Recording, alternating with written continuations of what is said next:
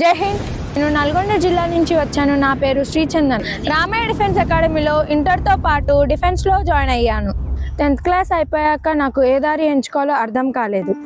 ఇంట్లో వాళ్ళందరికీ నా భవిష్యత్ గురించి ఆందోళన. అప్పుడే నా జీవితంలోకి వచ్చింది రామయ్య డిఫెన్స్ అకాడమీ. మొదటి రోజు కొంచెం భయంగా అనిపించింది, కానీ ఇక్కడ సార్లు మేడంలు ఇచ్చిన ధైర్యం నన్ను పూర్తిగా మార్చేసింది.